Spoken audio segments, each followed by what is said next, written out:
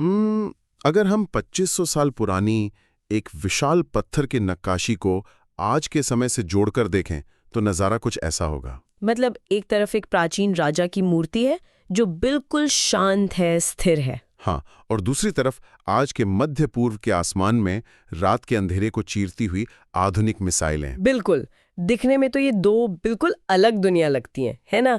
ऐसा लगता है जैसे इनका आपस में कोई लेना देना ही नहीं है। सही कहा, लेकिन असल में इन दोनों को जोड़ने वाले जो अदृश्य धागे हैं ना, वे बहुत गहरे और मजबूत हैं।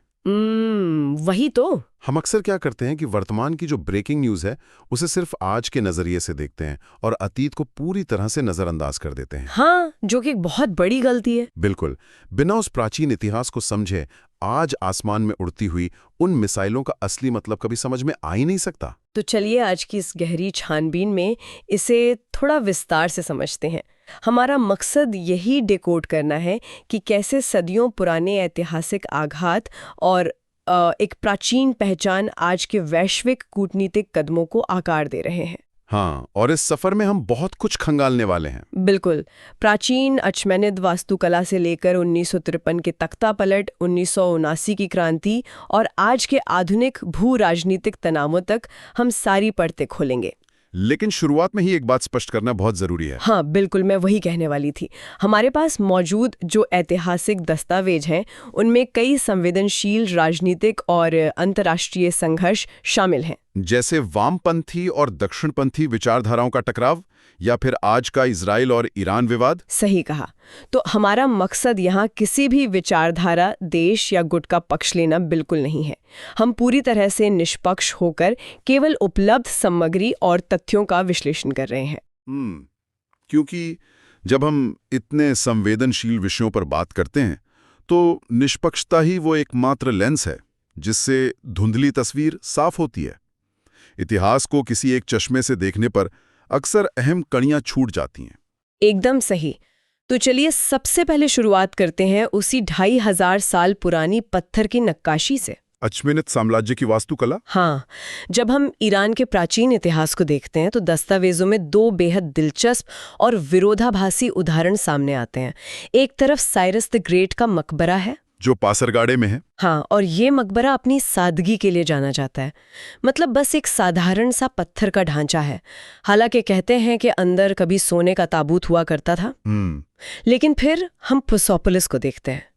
ये तो जैसे किसी दूसरी ही दुनिया का शक्ति प्रदर्शन लगता है। बिल्कुल, पर्सेपोलिस की भव्यता तो चौंकाने वाली है। मतलब वहां का अपाडाना हॉल देखिए, 19 मीटर ऊंचे, 36 विशाल खंबे और एक ऐसी जटिल जल प्रबंधन प्रणाली जो एक साथ 5,54,000 लीटर पानी संभाल सकती थी। अरे बाप रे। तो सवाल ये उठता है कि साइरस की उस गहरी सादगी और पर्सेपोलिस की इस चौंकाने वाली भव्यता में इतना जबरदस्त अंतर क्यों है? क्या पर्सेपोलिस सिर्फ एक प्राचीन पीआर कैंपेन था? यहाँ जो सबसे दिलचस्प बात है वो ये है कि पर्सेपोलिस वास्तव में एक बहुत ही सोचा समझा कूटनीतिक पीआर कैंपेन ही था। अच्छा। हाँ, डेरियस द ग्रेट ने इसे कोई आम रहने की जगह के तौर पर नहीं बनवाया था। ये विशेष रूप से विदेशी गणमान्य व्यक्तियों, राजदूतों और अधीन राज्यों के प्रतिनिधियों के स्वागत के लिए था। ओह, तो ये एक तरह का मनोवैज्ञानिक प्रभाव डालने के लिए था। जब विदेशी प्रतिनिधि उन विशाल खंभों के बीच से गुजरते थे तो उन पर अचमेनिद साम्राज्य की ताकत का सीधा असर होता था। लेकिन इन वास्तुकला के नमूनों में जो चीज सबसे ज्यादा ध्यान खींचती है वो भव्यता नहीं है, वो है उनकी मिलीजुली या एक्लेक्टिक पहचान। एक मिनट, मिलीजुली पहचान मतलब अलग अलग संस्कृतियों का मिश्रण, ये कैसे काम करता था? अगर हम साइरस के मकबरे के पास मिली उस मशहूर 4 पंखों वाले रक्षक की मूर्ति को देखें तो ये बात साफ हो जाती है। हाँ, दस्तावेजों में उसका जिक्र है। इस एक मूर्ति के सिर पर मिस्र का मुकुट है, इसके पंख असीरियन शैली के हैं और इसने जो कपड़े पहने हैं वे एलामाइट परंपरा के हैं। अरे वाह, मतलब ये कोई संयोग या गलती नहीं थी? बिल्कुल नहीं, ये एक बहुत ही सोची समझी रणनीति थी। रुको, तो क्या वे अलग अलग जगह से कारीगरों को बुलाकर सिर्फ उनकी कला की नकल कर रहे थे? मैं कहूंगा कि नकल नहीं, वे उसे अपना रहे थे। ये दर्शाता है कि शुरुआती फारसी पहचान कितनी समावेशी थी। मतलब थोपने के बजाय अपनाना। सही कहा। उस समय के फारसी शासकों ने समझ लिया था कि अगर आपको एक विशाल साम्राज्य चलाना है तो विदेशी तत्वों और कला शैलियों को अपनाकर एक नई पहचान बनाना ज्यादा कारगर है। ये तो बहुत ही स्मार्ट कूटनीति थी। हाँ, और इसी समावेशी नीति का एक और बड़ा सबूत बेहिस्तुन शिलालेख है, जिसे प्राचीन फारस का रोसेटा स्टोन भी कहा जाता है। अच्छा, इसमें ऐसा क्या खास था? इसमें एक ही संदेश को 3 अलग-अलग भाषाओं में उकेरा गया था, पुरानी फारसी, बेबीलोनियन और मेडियन, ताकि साम्राज्य के अलग-अलग हिस्से के लोग इसे अपना मान सकें। ये तो वाकई कमाल की बात है। मतलब उनकी सबसे बड़ी ताकत सेना से ज्यादा उनकी ये काबिलियत थी कि वो बाहर की चीजों को अपना लेते थे। बिल्कुल। लेकिन मुझे एक बात समझ नहीं आती। अगर ये समावेशी पहचान इतनी ही ताकतवर और टिकाऊ थी, तो फिर ये साम्राज्य बिखर कैसे गया? क्योंकि दस्तावेज बताते हैं कि इस्लामी विजय और उसके बाद के विदेशी आक्रमणों के कारण ये पहचान पूरी तरह से टूट गई थी। हाँ, और ये बिखराव कोई छोटा मोटा नहीं था, ये एक पूरा युग था। अरबों, मंगोलों और तुर्कों के आक्रमणों के बाद लगभग 900 वर्षों तक ईरान के पास कोई एक स्वतंत्र, एकजुट राष्ट्रीय सत्ता नहीं थी। 900 साल? बाप रे! हाँ, वे विशाल इस्लामी खिलाफत का हिस्सा बनकर रह गए थे या फिर छोटे छोटे स्थानीय शासकों के अधीन बंट गए थे। उनकी वो जो 4 पंखों वाली समावेशी पहचान थी ना, वो इतिहास की धूल में कहीं दब गई थी। 900 साल बहुत लंबा समय होता है किसी भी देश के लिए अपनी पहचान खो देने का। तो फिर ये बिखरा हुआ समाज वापस कैसे जुड़ा? यही हमें 1501 के साल और सफवी साम्राज्य के उदय की ओर ले जाता है। शाह इस्माइल का दौर? बिल्कुल। शाह इस्माइल सत्ता में आते हैं और कुछ ऐसा करते हैं जिसने ईरान का भू-राजनीतिक नक्शा हमेशा के लिए बदल दिया। उन्होंने शिया इस्लाम को राज्य का आधिकारिक धर्म घोषित कर दिया। और मुझे लगता है कि ये कदम केवल एक धार्मिक निर्णय तो बिल्कुल नहीं था। आपने बिल्कुल सही पकड़ा। ये एक बेहद शानदार भू-राजनीतिक रणनीति थी। उस समय की भौगोलिक स्थिति को समझना जरूरी है। पश्चिम में सुन्नी ऑटोमन साम्राज्य बहुत तेजी से फैल रहा था, जो खुद को पूरे इस्लामी विश्व का खलीफा मानता था, है ना? हाँ, और पूर्व में उज़्बेक थे। शाह इस्माइल इस बात को बहुत अच्छी तरह समझते थे कि अगर ईरान को ऑटोमन साम्राज्य रूपी विशाल समंदर में डूबने से बचाना है तो उन्हें एक ऐसी ढाल चाहिए जो उन्हें बिल्कुल अलग कर दे। तो शिया धर्म को अपनाना ऑटोमन्स के खिलाफ एक अस्तित्वगत ढाल बन गया। बिल्कुल। मतलब अगर हम धर्म के आधार पर अलग होंगे तो आप हमें आसानी से अपने साम्राज्य में नहीं मिला पाएंगे। एकदम सही। इसने ईरान को वैचारिक और राजनीतिक रूप से अपने पड़ोसियों से पूरी तरह अलग कर दिया। और मजे की बात यह है कि शाह इस्माइल सिर्फ धर्म पर नहीं रुके। उन्होंने और क्या किया? उन्होंने 900 साल पुरानी उस दबी हुई फारसी सांस्कृतिक पहचान को भी फिर से जिंदा किया। फारसी भाषा को राजकाज और साहित्य की मुख्य भाषा बनाया गया। हाँ, जैसे सामानी साम्राज्य और रुदाकी जैसे कवियों ने पोषित किया था। बिल्कुल। और नौरोज जैसे प्राचीन त्योहारों और शेर और सूरज जैसे ऐतिहासिक प्रतीकों को शिया इस्लाम के साथ जोड़कर एक नया मिश्रण तैयार किया गया। तो इसका असल मतलब क्या है? मतलब धर्म और प्राचीन संस्कृति का ये गठजोड़ सिर्फ आस्था के लिए नहीं बल्कि पूरी तरह से राष्ट्र निर्माण के लिए इस्तेमाल हुआ। हाँ, सफवी शासकों ने शिया धर्म और पुरानी फारसी संस्कृति का ऐसा गोंद तैयार किया जिसने 900 साल से बिखरे हुए देश को एक नई राष्ट्रीय पहचान के साथ जोड़ दिया। और ये पहचान इतनी गहरी हो गई कि इसने सदियों तक ईरानी समाज की मानसिकता को आकार दिया। बिल्कुल। जब कोई पहचान 500 सालों तक समाज की रगों में दौड़ती रहे तो वो समाज का हार्डवेयर बन जाती है। और यहीं से हमारी कहानी में एक बहुत बड़ा और खतरनाक मोड़ आता है। हाँ, 20वीं सदी। बिल्कुल। सोचिए क्या होगा जब 20वीं सदी के कुछ शासक उस 500 साल पुरानी गहराई तक जमी पहचान को रातों रात जबरन उखाड़ फेंकने की कोशिश करेंगे। हम बात कर रहे हैं पहलवी वंश की। रेजा शाह और उनके बेटे मोहम्मद रेजा शाह। दस्तावेजों को गहराई से देखने पर साफ समझ आता है कि पहलवी शाहों ने आधुनिकीकरण को पूरी तरह से पश्चिमीकरण मान लिया था, मतलब वेस्टर्नाइजेशन। हाँ, उन्होंने समाज को धीरे धीरे बदलने के बजाय सीधे फरमानों से बदलना शुरू कर दिया। यूनिफॉर्म ड्रेस लॉ लागू कर दिया गया और महिलाओं के पारंपरिक चादर पहनने पर सख्त प्रतिबंध लगा दिया गया। और ये प्रतिबंध कोई मामूली नियम नहीं था। पुलिस को आदेश था कि अगर कोई महिला सड़क पर चादर पहने दिखे तो उसे सरेआम उसके सिर से खींच लिया जाए। ये बहुत ही क्रूर था। बिल्कुल। ये कितनी बड़ी विडंबना है ना? आप समाज को आधुनिक और स्वतंत्र बनाने का दावा कर रहे हैं और उसी के लिए आप महिलाओं के कपड़े पहनने के चुनाव पर पुलिस का डंडा चला रहे हैं। सही कहा। और सिर्फ यही नहीं, मौलवियों की ताकत कम करने के लिए अदालतें और शिक्षा प्रणाली पूरी तरह से उनके हाथों से छीन ली गईं। और खाना बदोश जनजातियों को तो जबरन बसाया गया था। हाँ, जिससे उनका पूरा सामाजिक ढांचा तबाह हो गया और आर्थिक मोर्चे पर भी हालात बहुत खराब थे। मोहम्मद रेजा शाह ने जो श्वेत क्रांति या व्हाइट रेवोल्यूशन किया, वो तो जमीनी हकीकत से बिल्कुल कटा हुआ था। अच्छा, उसमें क्या गड़बड़ हुई? जमीनें इस तरह बांटी गईं कि छोटे किसानों को जमीन तो मिल गई, लेकिन खेती करने के लिए पानी, बीज और संसाधन नहीं मिले। अरे बाप रे! वे गुजारा नहीं कर सके और मजबूर होकर शहरों की तरफ पलायन कर गए, जिससे शहरों के किनारे विशाल और गरीब झुग्गियां बस गईं। और यही वो नाराज वर्ग था जो आगे चलकर क्रांति का मुख्य हथियार बना। मतलब ये तो बिल्कुल वैसा ही हुआ जैसे किसी पुराने लेकिन अच्छे खासे चल रहे कंप्यूटर में जबरदस्ती एक नया ओएस या ऑपरेटिंग सिस्टम डाल दिया जाए। हाँ, बिना ये चेक किए कि उस कंप्यूटर का हार्डवेयर उस नए ओएस को सपोर्ट करेगा भी या नहीं। हार्डवेयर मतलब वहां के लोग, उनकी संस्कृति। बिल्कुल सही एनालॉजी है ये। ऐसे में सिस्टम का क्रैश होना तो तय ही था। और इस क्रैश में विदेशी दखलंदाजी ने तो जैसे आग में घी का काम किया। बिल्कुल।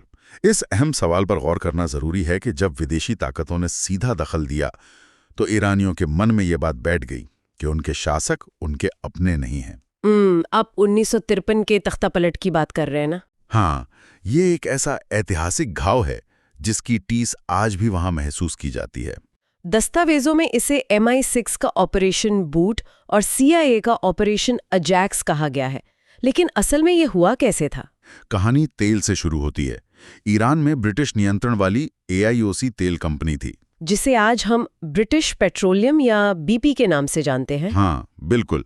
ईरान के जो लोकतांत्रिक रूप से चुने गए प्रधानमंत्री थे, मोहम्मद मुसद्दिक, जब उन्होंने देखा कि ईरान के तेल का मुनाफा सारा विदेश जा रहा है, तो उन्होंने इस कंपनी का राष्ट्रीयकरण कर दिया। ओह, नेशनलाइजेशन। हाँ, इससे ब्रिटेन और अमेरिका के आर्थिक और शीत युद्ध के भू राजनीतिक हित खतरे में पड़ गए। इसके जवाब में दोनों देशों की खुफिया एजेंसियों ने मिलकर 1953 में मुसद्दिक की सरकार ही गिरा दी। बाप रे! उन्होंने सिर्फ राजनीतिक समर्थन नहीं दिया था, उन्होंने राजनेताओं को रिश्वत दी, गुंडों को सड़कों पर दंगे करने के लिए पैसे दिए और एक पूरा फर्जी संकट खड़ा कर दिया ताकि सेना हस्तक्षेप कर सके। और इसका नतीजा ये हुआ कि शाह मोहम्मद रेजा को वापस सत्ता तो मिल गई, लेकिन इसकी कीमत बहुत भारी थी। मतलब अपने ही देश के लोग अब शाह को एक पश्चिमी कठपुतली मानने लगे थे। एक तरफ जबरन पश्चिमीकरण, दूसरी तरफ विदेशी एजेंसियों का सीधा दखल। और इन सब से उपजे असंतोष को कुचलने के लिए सावाक जैसी बेहद क्रूर खुफिया पुलिस का गठन।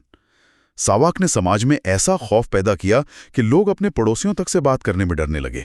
मतलब पूरा देश एक ऐसा प्रेशर कुकर बन गया था जिसका वॉल भी बंद कर दिया गया हो। सही कहा। इसे फटने के लिए सिर्फ एक वैचारिक चिंगारी की जरूरत थी, और वो चिंगारी 1979 की क्रांति के रूप में सामने आई। अब देखिए, 1979 की इस्लामी क्रांति को लेकर दुनिया में एक बहुत आम धारणा है कि ये सिर्फ और सिर्फ एक धार्मिक क्रांति थी जिसे मौलवियों ने रातों रात अंजाम दे दिया। लेकिन दस्तावेज तो कुछ और ही कहानी बताते हैं। बिल्कुल, शुरुआत में ही ऐसा बिल्कुल नहीं था। इस क्रांति के मूल में कई बिल्कुल अलग और विरोधी विचारधाराएं एक साथ काम कर रही थीं। हाँ, इसमें वामपंथी, समाजवादी, राष्ट्रवादी और बाजार के व्यापारी भी पूरी तरह शामिल थे। सही कहा। अगर हम इसे बड़ी तस्वीर से जोड़ें तो इस क्रांति की जमीन तैयार करने में दो विचारकों का बार बार जिक्र आता है। पहले हैं जलाल अल अहमद। हाँ, इन्होंने एक शब्द गढ़ा था, गर्भज़ादगी, जिसका मतलब है पश्चिम का संक्रमण या वेस्टॉक्सिफिकेशन। बिल्कुल। उनका मानना था कि पश्चिमी संस्कृति और तकनीक कोई प्रगति नहीं है, बल्कि एक बीमारी है जो ईरानी समाज की मूल पहचान को खोखला कर रही है। और दूसरे विचारक थे अली शरीयती। उन्होंने एक ऐसा विचार पेश किया जिसने पूरे युवा वर्ग को झकझोर दिया, सोशलिस्ट शियावाद। ये बहुत दिलचस्प अवधारणा थी। लेकिन ये काम कैसे करता था? क्योंकि समाजवाद और शिया इस्लाम तो बिल्कुल अलग दिशाओं की बातें लगती हैं। मतलब वामपंथी धर्म को अफीम मानते हैं। हाँ, लेकिन शरीयती ने क्या किया कि मार्क्सवादी वर्ग संघर्ष के विचारों को शिया इतिहास की पवित्र घटनाओं के साथ मिला दिया। अच्छा। उन्होंने कहा कि करबला की लड़ाई सिर्फ एक ऐतिहासिक घटना नहीं थी, बल्कि वो एक क्रांतिकारी कृत्य था। उन्होंने इमाम हुसैन को सिर्फ एक धार्मिक हस्ती नहीं, बल्कि दुनिया के मूल, शोषित और पहले क्रांतिकारी के रूप में पेश किया। अरे वाह, इस एक विचार ने आधुनिक युवाओं को धर्म के एक नए क्रांतिकारी रूप से जोड़ दिया। बिल्कुल। लेकिन मुझे यहाँ एक बात समझ नहीं आ रही। वामपंथी और धार्मिक कट्टरपंथी ये दोनों तो वैचारिक रूप से जानी दुश्मन होते हैं। आयतुल्लाह खुमैनी ने इन दोनों को एक ही झंडे के नीचे कैसे खड़ा कर दिया? यहीं आयतुल्लाह खुमैनी की सबसे बड़ी रणनीतिक चतुराई नजर आती है। जब वे पेरिस में निर्वासित थे, तब उन्होंने अपनी भाषा को बेहद लोकलुभावन रखा। मतलब बहुत ही होशियारी से उन्होंने मार्क्सवादी शब्दों को कुरान के शब्दों से बदल दिया। एकदम सही। जहां वामपंथी शोषित वर्ग या प्रोलेटेरिएट की बात करते थे, खुमैनी ने उसे कुरान के शब्द मुस्तज़ाफिन का नाम दिया। और जो शोषक या पूंजीपति थे, उन्हें मुस्तकबिरीन कहा। हाँ, तो वामपंथियों को लगा कि खुमैनी भी वर्ग संघर्ष की ही बात कर रहे हैं। इस भाषा ने सबको शाह के खिलाफ एक साझा दुश्मन के रूप में एकजुट कर दिया। लेकिन जैसे ही क्रांति सफल हुई और खुमैनी की सत्ता पक्की हुई, ये गठबंधन टूट गया। बिल्कुल। सत्ता में आने के बाद खुमैनी ने अपनी वास्तविक विचारधारा विलायत-ए-फकीह यानी इस्लामी न्यायविद का शासन लागू कर दिया। और जिन वामपंथी गुटों ने क्रांति में खून बहाया था, उन्हें किनारे कर दिया गया। हाँ, जेलों में डाल दिया गया या खत्म कर दिया गया। तो क्या ये नई विचारधारा सिर्फ ईरान की सीमाओं तक ही सीमित रहने वाली थी? इसका जवाब है नहीं। इस व्यवस्था का एक बुनियादी सिद्धांत था क्रांति का निर्यात, एक्सपोर्ट ऑफ द रेवोल्यूशन। हाँ, उनका मानना था कि ये क्रांति पूरे इस्लामी जगत के लिए एक मॉडल है जिसे दुनिया भर में फैलाना जरूरी है। और यही वो बिंदु है जिसने ईरान को इजराइल, अमेरिका और क्षेत्रीय ताकतों के साथ एक लंबे टकराव के रास्ते पर डाल दिया, जो हमें आज के समय 2024 और 2025 की घटनाओं तक ले आता है। बिल्कुल। दशकों तक ईरान और इजराइल के बीच एक छाया युद्ध या शैडो वॉर चलता रहा। मतलब वे आमने सामने मैदान में नहीं लड़ रहे थे, साइबर हमले हो रहे थे, गुप्त हत्याएं हो रही थीं। हाँ, और इसके जवाब में ईरान ने एक जटिल नेटवर्क तैयार किया जिसे एक्सिस ऑफ रेजिस्टेंस कहा जाता है, जिसमें लेबनान में हिजबुल्लाह, गाजा में हमास और यमन में हूतियों जैसे प्रॉक्सी समूह शामिल हैं। सही। इस नेटवर्क के जरिए ईरान बिना सीधे युद्ध में उतरे दबाव बना सकता था। इस छाया युद्ध में प्लॉजिबल डिनायबिलिटी यानी इनकार करने की गुंजाइश हमेशा बची रहती थी। लेकिन हालिया घटनाएं बता रही हैं कि अब ये छाया युद्ध खत्म हो रहा है। जब दमिश्क में ईरानी राजनयिक परिसर पर इजराइल ने हमला किया तो एक बहुत बड़ी लाल रेखा पार हो गई। हाँ, और इसके जवाब में ईरान ने दशकों में पहली बार अपनी धरती से सीधे इजराइल पर मिसाइल और ड्रोन हमले किए। प्रॉक्सी युद्ध के अलिखित नियम अब टूट चुके हैं। अब यहाँ सुनने वालों के मन में ये सवाल उठना लाजमी है कि ये सब तो मध्य पूर्व में हो रहा है, मेरे जीवन पर इसका क्या असर पड़ेगा? इसका असर दुनिया के हर कोने में होगा। हॉर्मुज़ जलडमरू मध्य को देखिए, जहां से दुनिया का 20% कच्चा तेल गुजरता है। वहां अगर कोई रुकावट आती है तो ऊर्जा बाजार में हाहाकार मच जाएगा। बिल्कुल। और लाल सागर में हूतियों के हमलों का सीधा आर्थिक प्रभाव पड़ रहा है। सप्लाई चेन टूट रही है, महंगाई बढ़ रही है और महाशक्तियां भी इसमें उलझ रही हैं। ये एक वैश्विक आर्थिक संकट बन चुका है। तो चलिए आज की चर्चा को समेटते हैं। ये एक लंबी यात्रा रही है, परसेपोलिस की मिलीजुली वास्तुकला से लेकर सफवी काल में शिया धर्म का रणनीतिक उपयोग, पहलवी वंश का जबरदस्त पश्चिमीकरण और 1979 की जटिल क्रांति तक। हाँ, और वही ऐतिहासिक आघात आज के सीधे मिसाइल युद्ध के रूप में हमारे सामने है। बिल्कुल। और इस चर्चा को खत्म करते हुए मैं एक गहरा विचार छोड़ना चाहती हूँ। हमने देखा कि प्राचीन फारस की सबसे बड़ी ताकत उसकी मिलीजुली प्रकृति थी, विदेशी तत्वों को अपनाना, जैसे वो 4 पंखों वाला रक्षक। हाँ। तो उस ऐतिहासिक डीएनए का आज की गर्भजादेगी वाली अवधारणा से कैसे तालमेल बिठाया जा सकता है, जो बाहरी प्रभावों को पूरी तरह से नकारती है? ये बहुत ही विचारणीय बिंदु है। क्या ईरान की अंतिम लड़ाई केवल भू राजनीतिक नहीं है, बल्कि अपने ही ऐतिहासिक पहचान को लेकर एक अंदरूनी जंग है, जहां 1979 की क्रांति बाहर तो निर्यात हुई, पर आज शायद अपने ही घर के युवाओं तक पहुंचने में नाकाम हो रही है। बिल्कुल, ये सोचने वाली बात है। इस गहरी छानबीन में हमारे साथ जुड़ने के लिए बहुत बहुत धन्यवाद। उम्मीद है आज की ये चर्चा आपको ब्रेकिंग न्यूज़ को इतिहास के एक नए नजरिए से देखने पर मजबूर करेगी।